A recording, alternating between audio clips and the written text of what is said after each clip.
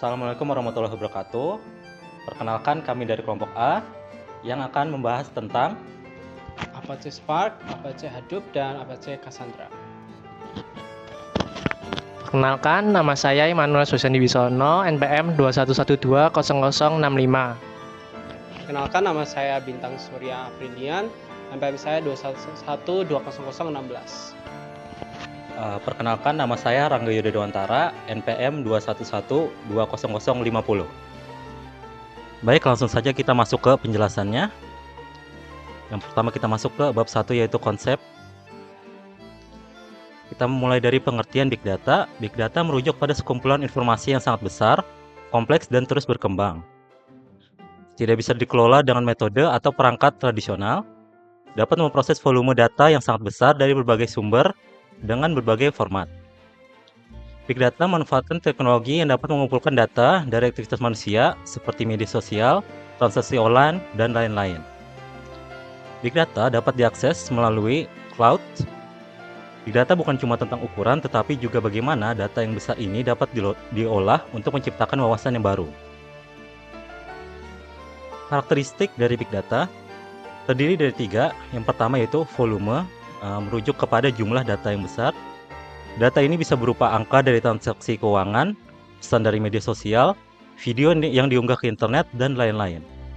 Contoh seperti Facebook, Google, yang menghasilkan data terabyte hingga petabyte setiap harinya. Untuk mengatasinya, muncul teknologi baru seperti Hadoop dan komputasi awan. Yang kedua yaitu velocity, yang merujuk kepada kecepatan pemrosesan. Cepatnya data dihasilkan dan diproses. Contoh sederhana dari velocity adalah analisis real-time yang digunakan dalam perdagangan saham. Yang ketiga yaitu variety atau keragaman data. Menunjukkan beragam sumber dan jenis data yang ada dalam Big Data. Meliputi berbagai jenis data seperti teks, video, gambar, sensor, log jaringan, data dari media sosial, dan lain-lain. Perusahaan harus mampu menggabungkan dan menganalisis berbagai jenis data ini untuk mendapatkan wawasan yang baru.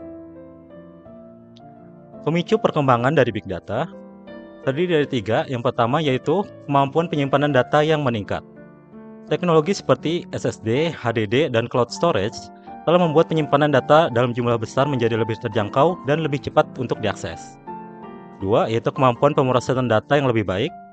Teknologi komputasi paralel dan komputasi terdistribusi yang sangat berpengaruh. Ketiga yaitu ketersediaan data yang melimpah. Perusahaan sekarang memiliki akses ke data yang sangat kaya dan beragam, dari catatan pembelian hingga pola cuaca, yang memungkinkan analisis mendalam dan prediksi berbasis data yang akurat. Klasifikasi data terdiri dari 2, yaitu pertama data terstruktur, adalah data yang memiliki format dan struktur yang sangat jelas, mudah diorganisir, seperti database relasional, spreadsheet, atau data transaksi. Menggunakan perangkat lunak, seperti SQL, contoh-contohnya seperti data penjualan atau data pelanggan yang tercatat dalam database perusahaan. Yang kedua yaitu data tidak terstruktur. Adalah data yang tidak memiliki format atau struktur yang jelas, seperti video, gambar, teks bebas, atau audio. Contoh yang menggunakan data tidak struktur adalah analisis sentimen media sosial atau analisis perilaku pelanggan berdasarkan ulasan produk di internet. Yang ketiga adalah analytics atau analisis data. Itu data diolah untuk menghasilkan wawasan yang berguna. Analytics ini ada beberapa macam, yaitu analitik deskriptif, yaitu menggambarkan data, diagnostik menentukan penyebab, prediktif memprediksi masa depan, dan preskriptif yang memberikan rekomendasi tindakan. Yang keempat ada application atau aplikasi data, yaitu menerapkan hasil analisis untuk pengambilan keputusan atau untuk meningkatkan proses bisnis. Lalu yang kemudian ada pemanfaatan dari Big Data dari beberapa sektor. Yang pertama adalah sektor bisnis. Big Data membantu perusahaan mengambil keputusan yang lebih baik di sektor bisnis ini. Lalu Big Data juga menyediakan wawasan mendalam tentang perilaku pelanggan, tren pasar, dan efisiensi operasional. Yang kedua ada di sektor publik, yaitu di sektor publik ini Big Data digunakan untuk meningkatkan kualitas layanan dan membuat kebijakan yang lebih efektif. Selanjutnya ada konsep dari Apache Spark. Pengertian dari Apache Spark adalah salah satu teknologi terdepan dalam ekosistem Big Data yang dirancang untuk pemrosesan data berskala besar secara cepat. Dan dalam pengertian yang lain, Apache Spark adalah kerangka kerja pemrosesan data terdistribusi yang memungkinkan analisis data besar secara cepat melalui komputasi paralel. Apache Spark sendiri dikembangkan oleh AMP Lab di UC Berkeley. Lalu fitur utama dari Spark, yang pertama memory processing, di mana Spark menyimpan data dalam memori yang mengurangi latensi saat memproses data yang sama berulang kali. Yang kedua adalah komputasi terdistribusi. Spark menggunakan klaster komputer untuk membagi pekerjaan pemrosesan data sehingga mampu menangani dataset berukuran terabyte hingga petabyte. Yang ketiga, API yang kaya. Spark menyediakan API di berbagai bahasa pemrograman populer seperti Java, Scala, Python, dan R yang memudahkan pengguna untuk mengembangkan aplikasi. Selanjutnya adalah fungsi dari Apache Spark. Yang pertama adalah pemrosesan batch, yaitu Spark mampu menangani volume data besar dalam sesi batch yang dilakukan secara paralel. Kedua, pemrosesan real time, di mana Spark Streaming memungkinkan pemrosesan data secara real time. Yang ketiga adalah pembelajaran mesin, memungkinkan pengembangan model pembelajaran mesin dengan cepat dan efisien menggunakan data yang sangat besar. Yang keempat adalah analytic graph, memungkinkan pemrosesan data berbasis graph. Selanjutnya ada komponen dari Apache Spark. Pertama adalah Spark Core. Inti dari Spark untuk pemrosesan batch dan mendistribusikan pekerjaan pemrosesan di antara node cluster. Yang kedua adalah Spark SQL, di mana pengguna bisa menulis query SQL untuk mengekstrak dan mengolah data dari dataset besar. Yang ketiga ada MLlib, pustaka, yaitu pustaka pembelajaran mesin yang disediakan oleh Spark, mencakup algoritma untuk klasifikasi, regresi, dan clustering. Yang keempat adalah Spark Streaming, digunakan dalam berbagai aplikasi seperti analisis media sosial dan pemantauan sensor. Yang kelima adalah GraphX, kemampuan untuk pemrosesan graf. Selanjutnya ada keunggulan dari Apache Spark, mana yang pertama adalah kecepatan. Apache Spark memiliki keunggulan cepat karena kemampuannya untuk memproses data in memory. Yang kedua, fleksibilitas. Apache Spark mendukung berbagai jenis analisis dari pemrosesan batch hingga streaming real time dan pembelajaran mesin. Ketiga, kemudahan integrasi. Mudah diintegrasikan dengan berbagai penyimpanan data dan berbagai format data seperti JSON, FARQuery, dan CSV. Keempat adalah toleransi kesalahan, mana di sini jika ada node yang gagal selama pemrosesan, Spark dapat memulihkan data dari checkpoint atau log tanpa memulai ulang seluruh pekerjaan. Aplikasi dari Apache Spark yang untuk di berbagai sektor. Yang pertama di sektor e-commerce, Spark digunakan untuk menganalisis pola pembelian pelanggan, merekomendasikan produk, dan mengoptimalkan stok. Yang kedua, di bidang keuangan, Spark digunakan untuk deteksi penipuan secara real time, analisis risiko kredit, dan analisis pasar saham. Yang ketiga, media sosial. Apache Spark digunakan untuk menganalisis sentimen pengguna dan memahami tren yang sedang berkembang di media sosial. Yang keempat adalah perawatan kesehatan, analisis data pasien, pemantauan kesehatan real time menggunakan perangkat medis. Yang kelima ada industri transportasi. Apache Spark di sini digunakan untuk mengelola logistik, melacak kendaraan secara real time, dan mengoptimalkan rute pengiriman. Selanjutnya ada Apache Hadoop. Apache Hadoop adalah salah satu teknologi utama untuk menangani dan mengelola big data, memproses data dalam skala besar secara efisien dengan pendekatan terdistribusi dan toleransi kesalahan yang tinggi. Apache Hadoop dikembangkan oleh Apache Software Foundation sekarang jadi landasan sistem pemrosesan big data di seluruh dunia. Apache Hadoop adalah kerangka kerja pemrosesan data yang berbasis open source yang dirancang untuk menyimpan dan memproses data dalam jumlah besar secara terdistribusi menggunakan klaster komputer yang besar. Apache Hadoop menggunakan model pemrograman MapReduce. Lalu selanjutnya adalah fungsi dari Apache Hadoop di ekosistem Big Data. Yang pertama, adanya penyimpanan terdistribusi, mana Hadoop Distributed File System atau HDFS adalah sistem penyimpanan utama di Hadoop untuk menyimpan data dalam blok-blok di beberapa node. Data yang besar dipecah menjadi blok yang lebih kecil, lalu disimpan di berbagai node dalam cluster yang memungkinkan redundansi dan skalabilitas yang tinggi. Lalu ada pemrosesan data paralel. Apache Hadoop memproses data secara paralel menggunakan model MapReduce, membagi data menjadi tugas-tugas kecil yang diproses secara paralel di beberapa node.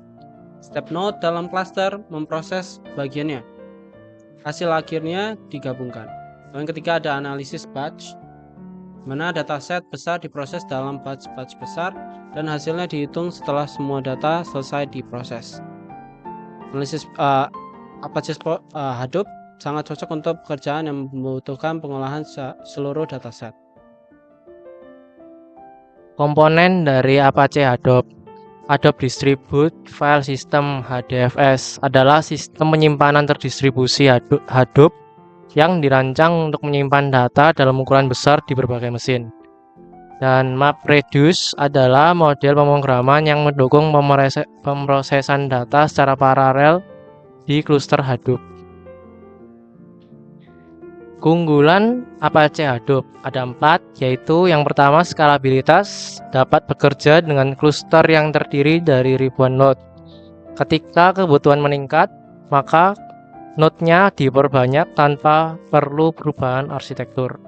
Yang kedua, toleransi kesalahan.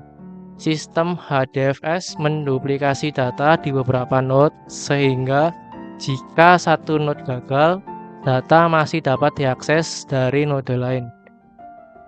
Yang ketiga, efisiensi biaya. Tidak memerlukan server khusus atau mahal. Yang keempat, fleksibilitas. Dapat menangani berbagai jenis data termasuk data terstruktur, semi terstruktur, dan tidak terstruktur. Aplikasi Apache Hadoop untuk berbagai sektor. Yang pertama ada perdagangan elektronik. Perdagangan elektronik ini untuk menganalisis riwayat pembelian pelanggan, mengidentifikasi tren, dan memberikan rekomendasi produk. Yang kedua ada keuangan. Untuk menganalisis transaksi dalam jumlah besar dan mendeteksi penipuan, perhitungan risiko kredit, dan investasi. Yang ketiga ada perawatan kesehatan. Membantu mengolah data pasien yang besar dan kompleks seperti data rekam medis elektronik. Yang keempat, telekomunikasi untuk memproses data yang dihasilkan oleh perangkat mobile, jaringan, dan sensor. Yang kelima, ada sektor pemerintahan.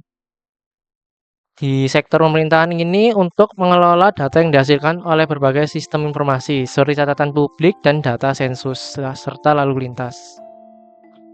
Apache Cassandra, salah satu database NoSQL yang paling populer dan andal dalam ekosistem Big Data, adalah sistem manajemen basis data yang terdistribusi yang dirancang untuk menangani data dalam skala besar di banyak server yang tersebar di berbagai lokasi fisik. Dikembangkan oleh Facebook, kemudian diserahkan kepada Apache Software Foundation. Model datanya adalah non-SQL yang memungkinkan fleksibilitas dalam menyimpan data terstruktur, semi-terstruktur, dan tidak terstruktur. Fungsi dari Apache Cassandra di ekosistem Big Data. Yang pertama ada di penyimpanan terdistribusi. Untuk menyimpan data secara terdistribusi di banyak node atau server, dalam sebuah kluster tanpa adanya satu titik kegagalan. Yang kedua, memastikan data tetap tersedia jika ada kegagalan node. Ya, fungsi yang kedua yaitu konsistensi yang dapat disesuaikan. Dapat menyesuaikan tingkat konsistensi yang diinginkan antara ketepatan data dan ketersediaannya. Ketiga, ada replikasi data. Data di Cassandra direplikasi ke beberapa node secara otomatis dan untuk meningkatkan ketahanan dan ketersediaan. Fungsi apa aja Cassandra yang keempat yaitu pemrosesan real time. Mampu menangani permintaan baca dan tulis secara real time dengan latensi yang rendah. Dan cocok untuk pemrosesan transaksi keuangan atau pemantauan sensor IoT. Yang kelima ada skalabilitas horizontal, yaitu mendukung penambahan kapasitas dengan cara menambah lebih banyak node ke cluster. Komponen apa aja Cassandra? Yang pertama, cluster dan node. Berjalan pada cluster yang terdiri dari beberapa node. Yang kedua, key space adalah set data yang digunakan untuk mendefinisikan cangkupan penyimpanan data. Yang ketiga, ada tabel. Data disimpan dalam bentuk tabel lebih fleksibel dibanding dengan tabel dalam database rasional tradisional. Yang keempat, partisipasi dan clustering case. Setiap tabel diorganisasikan menggunakan partisi key dan clustering key. Partisi key menentukan di mana data akan disimpan dalam cluster. Clustering key digunakan untuk mengatur data dalam partisi. Yang kelima ada CQL, Cassandra Query Language. Menggunakan CQL yang mirip dengan SQL untuk melakukan operasi CRUD pada tabel. Keunggulan dari Cassandra. Yang pertama, ketersediaan tinggi. Bisa terjadi karena arsitektur terdistribusinya dan kemampuan replikasi datanya. Yang kedua, toleransi kesalahan. Fitur ini memastikan bahwa tidak ada data yang hilang jika terjadi kegagalan di perangkat keras. Yang ketiga, kemampuan pemrosesan real time. Dirancang untuk menangani beban kerja baca dan tulis secara real time dengan latensi yang rendah. Yang keempat, skabilitas tanpa batas. Pengguna dapat menambah lebih banyak node ke cluster dan minim perubahan arsitektur. Keunggulan Apache Cassandra yang kelima adalah multi data center replication. Data dapat direplikasi di berbagai wilayah geografis, mendukung replikasi data lintas pusat data yang berbeda.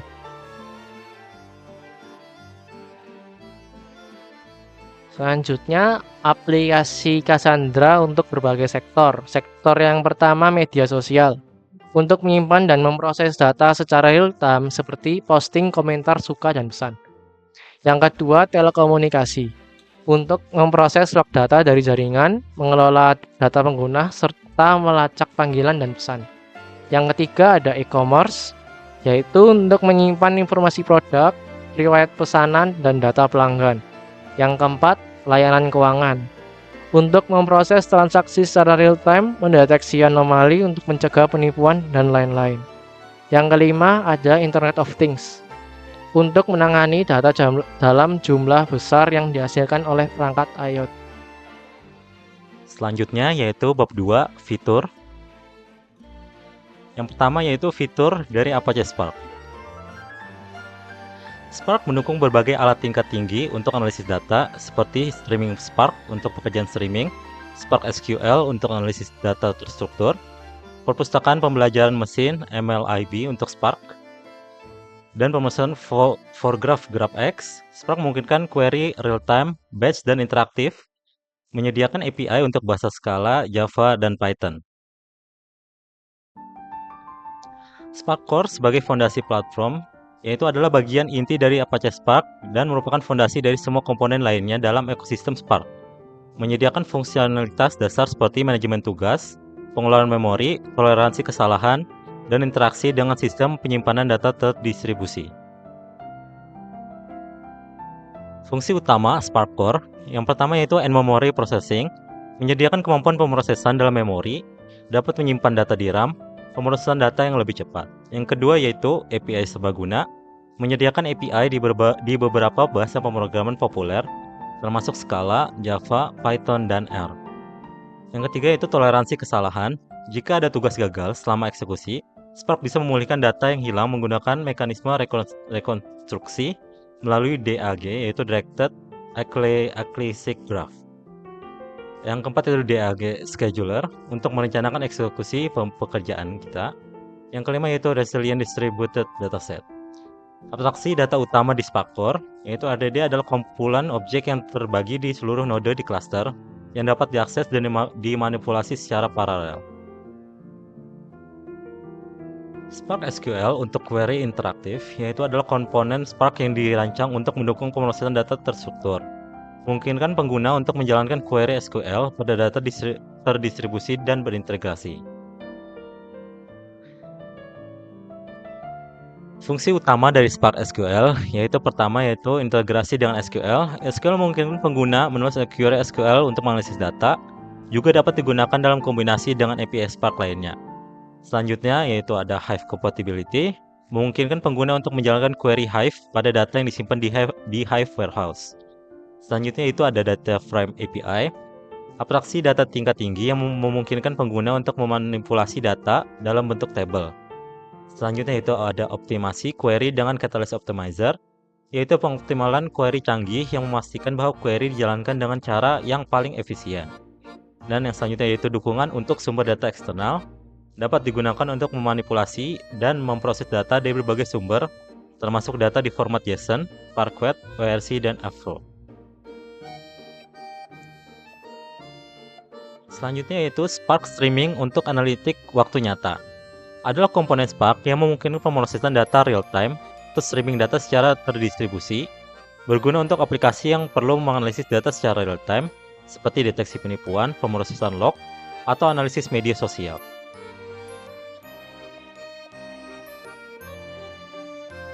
Fungsi utama Spark Streaming yaitu pemrosesan real-time, memungkinkan pemrosesan data secara kontinu dalam waktu nyata. Selanjutnya yaitu windowing operation, memungkinkan pengguna untuk melakukan agregasi dan perhitungan pada data yang masuk selama jangka waktu tertentu. Selanjutnya yaitu integrasi dengan komponen lain, memungkinkan pengguna untuk menggunakan operasi analitik dan pembelajaran mesin dalam aliran data secara real-time. Selanjutnya yaitu ada toleransi kesalahan, dapat memulihkan data yang hilang dan melanjutkan pemrosesan tanpa gangguan. Lalu ada dukungan untuk sumber streaming, memungkinkan data untuk dikonsumsi dan dianalisis langsung dari berbagai sumber data real-time yang umum digunakan. Yang selanjutnya ada latensi rendah, ideal untuk aplikasi yang membutuhkan respon yang cepat. Spark MLlib untuk pembelajaran mesin adalah pustaka pembelajaran mesin atau Machine Learning Library untuk memfasilitasi pengembangan aplikasi pembelajaran mesin di data besar.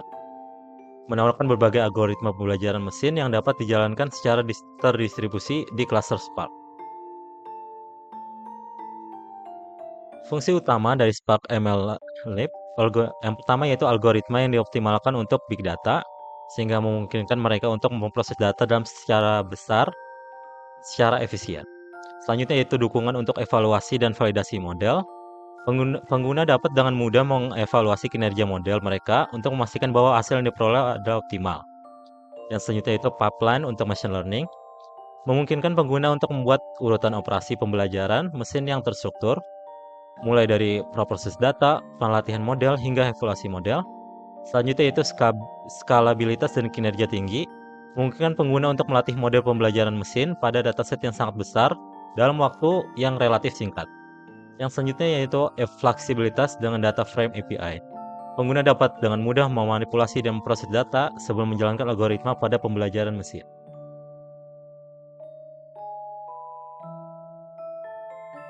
Selanjutnya yaitu Spark GraphX untuk pemrosesan grafik. Adalah pustaka untuk pemrosesan grafik atau graph processing dan analisis data berbasis graf di Apache Spark. Memungkinkan pengguna untuk bekerja dengan struktur data yang berbentuk graf seperti jaringan sosial, graf hubungan antar entitas, dan lain-lain. Fungsi utama dari Spark GraphX yaitu representasi graf, memungkinkan pengguna untuk membuat dan memproses graf yang terdiri dari simpul atau nodes dan tepi atau edge.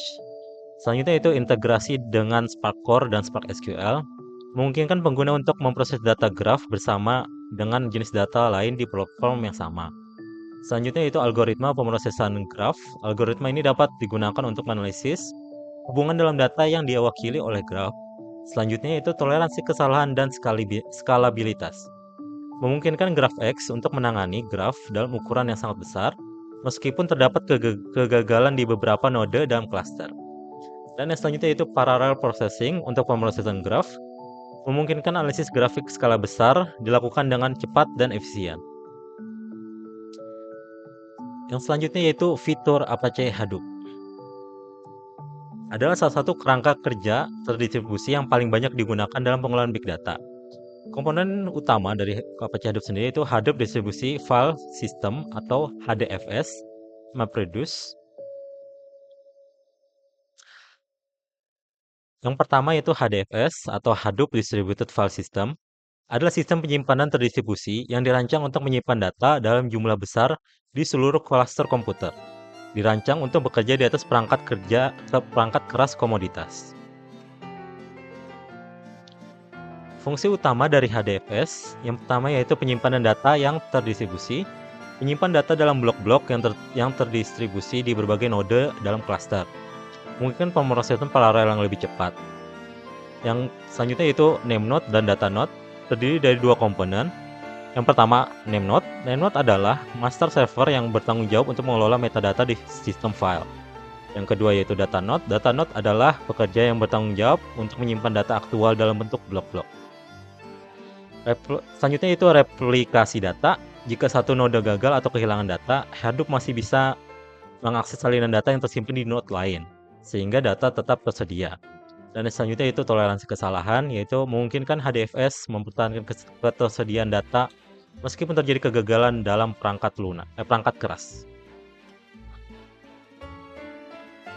Yang kedua yaitu MapReduce adalah model pemrograman yang digunakan untuk memproses data secara paralel di seluruh klaster Hadoop. Sangat cocok untuk pemrosesan batch yang membutuhkan analisis data besar, seperti menggabungkan log server, menghitung statistik, atau memproses dataset yang luas. Fitur utama dari MapReduce, yang pertama yaitu model pemrograman yang terdistribusi. Pemrosesan data menjadi dua fase utama, yaitu map dan reduce. Fase map yaitu input dipecah menjadi bagian kecil, lalu ke fase reduce, fase map digabungkan menjadi output. Selanjutnya yaitu toleransi kesalahan dalam pemrosesan, dapat menjadwal ulang tugas untuk dijalankan pada node lain yang memiliki salinan data yang diperlukan. Selanjutnya itu pemrosesan data dekat dengan penyimpanan, mengurangi kebutuhan untuk mentransfer data dalam jumlah besar ke node pemrosesan yang menghemat bandwidth jaringan. Dan yang selanjutnya yaitu skalabilitas, dapat dioperasikan pada klaster dengan ribuan node, memungkinkan pemrosesan data dalam skala petabyte. Proses pemrosesan dari MapReduce yaitu pertama map stage, data input dipecah menjadi banyak bagian kecil, disebut splits, dan setiap split diolah dengan node yang berbeda. Lalu ada shuffle dan sort. Hasil sebelumnya disortir dan dipindahkan, yaitu dengan shuffle, ke node yang menjalankan fase reduce. Lalu selanjutnya itu reduce stage.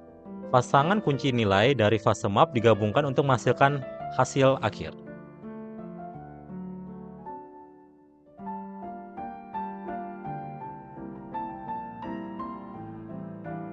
Saja Cassandra adalah sistem manajemen basis data NoSQL yang dirancang untuk menangani data dalam jumlah besar dengan tingkat ketersediaan dan skalabilitas yang sangat tinggi.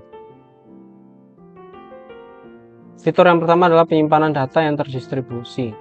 Fitur yang terkait adalah pertama partisi data, mana data disimpan berdasarkan partisi key yang menentukan di mana data akan disimpan di cluster.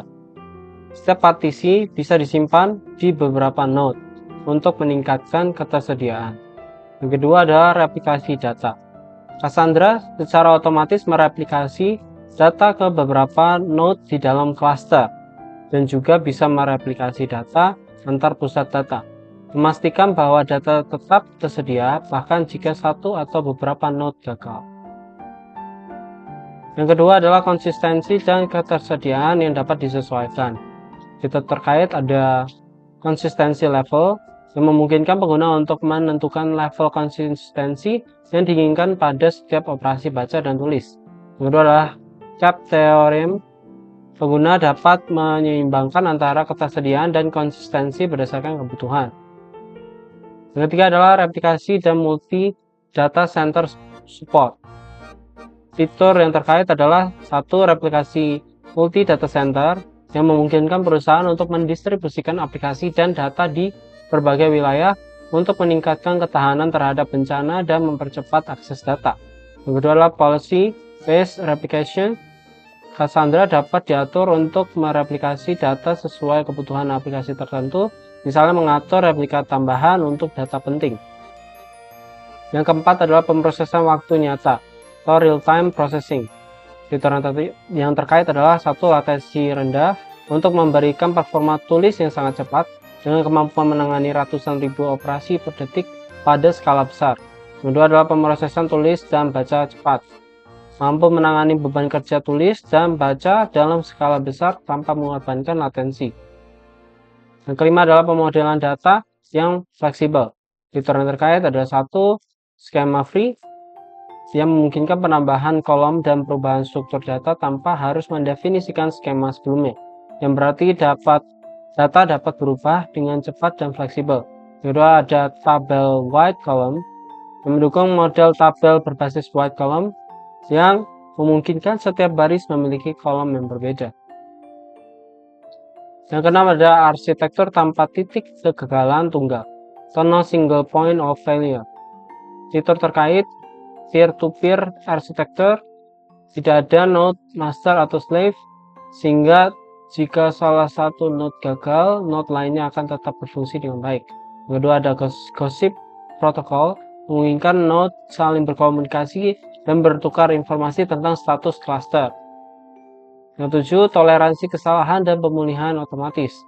Fitur yang terkait, yang pertama adalah automatic failover. Jika node dalam cluster gagal, Cassandra secara otomatis mendistribusikan ulang data dan tugas ke node lain tanpa memerlukan intervensi manual. Dua, handoff, memungkinkan node yang menerima permintaan tulis saat node lain tidak tersedia menyimpan sementara data tersebut dan mengirimkannya kembali ke node yang gagal setelah node tersebut pulih. Bab 3, implementasi. Yang pertama, penggunaan implementasi Apache Spark. Yang pertama adalah penggunaan Apache Spark untuk stream processing. Penelitian menggunakan Apache Spark dipilih karena kemampuannya dalam memproses data besar dengan cepat, terutama melalui fitur in-memory processing yang membuatnya jauh lebih cepat. Data yang digunakan berupa dataset besar dari Uber, terdiri dari 14.270.480 entry. Formatnya CSV diolah menggunakan Apache Spark menghitung jumlah total data, afiliasi, bulan, tahun, dan waktu.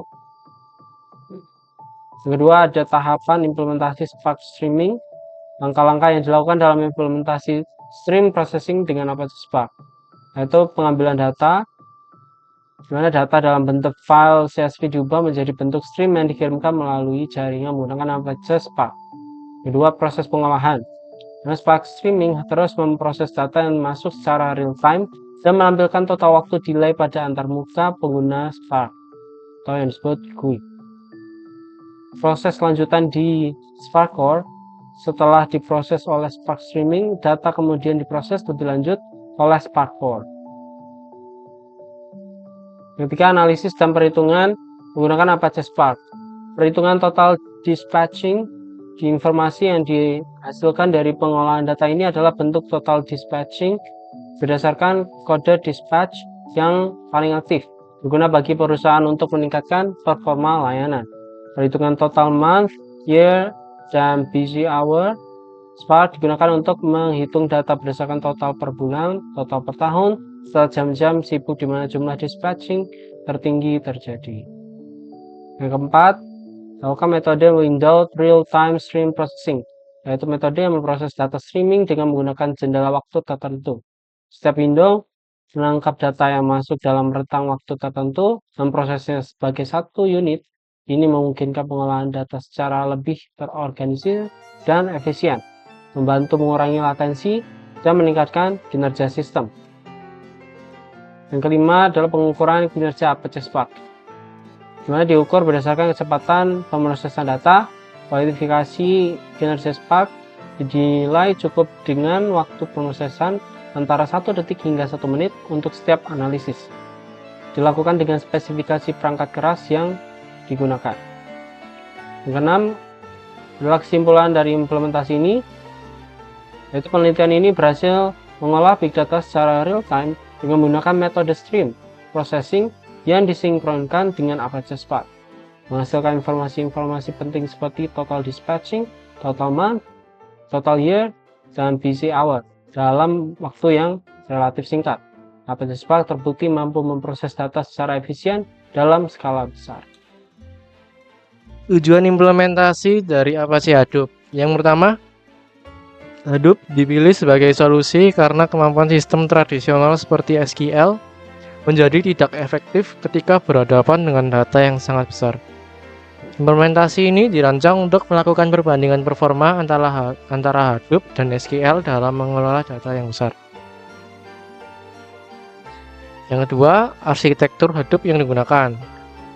Arsitektur Hadoop yang digunakan menggunakan arsitektur master-slave. Dalam sistem ini terdapat satu name node yang berfungsi sebagai master dan beberapa data node yang berfungsi sebagai slave.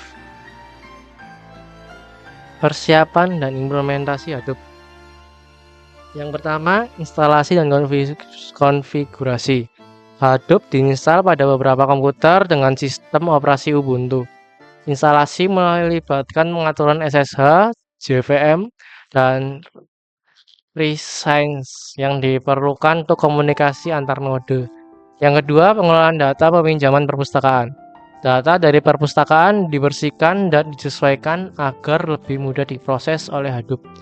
Setelah pembersihan, ukuran data diperbesar hingga mencapai 9,6 GB agar lebih relevan untuk diuji pada Hadoop. Ketiga, penggunaan MapReduce. 5 aplikasi yang berbasis pada MapReduce dirancang untuk menjawab pertanyaan terkait data peminjaman. Yang keempat, hasil pengujian. Yang pertama, keunggulan Hadoop untuk data besar, yaitu Hadoop terbukti jauh lebih cepat dalam memproses data berukuran besar dibanding SQL. Yang kedua, penggunaan combiner dan ukuran blok. Penggunaan combiner mempercepat waktu eksekusi dan ukuran blok yang tepat 128 MB memberikan performa yang terbaik. Yang ketiga, efisiensi node. Peningkatan jumlah node mempercepat waktu pemrosesan, tetapi dampaknya semakin kecil ketika jumlah node bertambah setelah jumlah tertentu. Nomor 5, kesimpulan. Hadoop MapReduce sangat cocok untuk mengelola data berukuran besar, tapi kurang efisien untuk data berukuran kecil. SQL lebih baik digunakan untuk data kecil karena memiliki waktu eksekusi yang cepat. Semakin banyak node yang digunakan dalam cluster Hadoop, semakin cepat waktu eksekusi MapReduce. Penggunaan combiner dapat membantu mengurangi beban reducer dan mempercepat waktu eksekusi. Tidak ada ukuran blok yang pasti untuk semua situasi. Ukuran blok optimal tergantung pada kompleksitas aplikasi dan jumlah data yang diproses.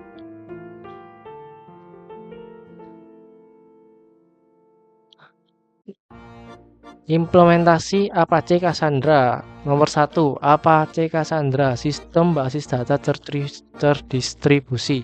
Adalah sistem basis data terdistribusi yang dirancang untuk menyimpan dan mengelola data terstruktur dalam jumlah besar yang tersebar di banyak server. A. Arsitektur peer-to-peer. Berarti setiap node dalam cluster memiliki peran yang sama, tidak ada leader atau master node. B. lightweight transaction, dan protokol Paxos. Digunakan untuk menjamin isolasi transaksi. Hal ini berarti ketika dua klien berbeda melakukan operasi pada data yang sama, hanya satu modifikasi yang akan diproses. Yang kedua, data hanya dapat diimplementasikan menggunakan protokol Paxos. Protokol Paxos pada Apache Cassandra. Yang pertama digunakan untuk menyelesaikan masalah konsensus dalam sistem terdistribusi. Yang kedua, bertujuan untuk memastikan bahwa semua node dalam klaster menyetujui nilai yang sama untuk data. A. Peran utama dalam protokol Paxos. Protokol Paxos memiliki 3 peran utama. Yang pertama, proposer, proses yang mengajukan proposal dengan nilai tertentu. Acceptor, proses yang menyetujui proposal yang diajukan oleh proposer. Acceptor mencapai kesepakatan mayoritas atau quorum untuk menyetujui nilai. Dan ketiga, liner, proses yang mempelajari nilai yang disetujui oleh quorum dan menyimpan nilai tersebut. Protokol Paxos pada Apache Cassandra. B. Tahapan protokol Paxos. Ada 3 tahapan utama, yaitu prepare, proposer memiliki bilangan untik atau balot dan mengirim pesan prepare ke acceptor. Acceptor akan memutuskan apakah akan menyetujui proposal tersebut. Propose, jika mayoritas acceptor menyetujui proposal, proposer mengirimkan nilai proposal ke semua acceptor untuk diproses. Commit, setelah menerima balasan dari acceptor, proposer mengirim pesan commit ke liner untuk menyimpan data tersebut. 3. Implementasi Semantic Aware Model Checker (SAMC). A. Deep bugs adalah bug yang muncul karena urutan kejadian dan kegagalan yang kompleks antara node-node dalam cluster. Bug ini sangat sulit ditemukan tetapi bisa berdampak fatal pada sistem. B. Tahapan implementasi SAMC. Studi pustaka dilakukan untuk memahami protokol Paxos dan implementasinya pada Apache Cassandra. Pengembangan sistem SAMC diintegrasikan dengan Cassandra. Pengujian sistem SAMC digunakan untuk mendeteksi bug pada protokol Paxos. Evaluasi sistem. Setelah bug terdeteksi, sistem dievaluasi berdasarkan jumlah eksekusi yang diperlukan. Hasil implementasi SAMC pada Apache Cassandra menunjukkan hasil yang positif dalam mendeteksi debugs dengan lebih cepat dibandingkan metode pengujian tradisional. SAMC mampu memproduksi bug dengan efisiensi lebih baik karena menghindari eksekusi yang tidak perlu. 5. Kesimpulan implementasi. Implementasi SAMC pada Apache Cassandra memberikan solusi yang efektif untuk mendeteksi bug dalam sistem terdistribusi. Protokol Paxos yang digunakan oleh Cassandra untuk memastikan konsensus data tetap konsisten diuji secara menyeluruh menggunakan SAMC. Hasil pengujian menunjukkan bahwa SAMC berhasil meningkatkan efisiensi pengujian bug dan mempercepat waktu deteksi bugs dalam protokol Paxos pada Cassandra. Terima kasih.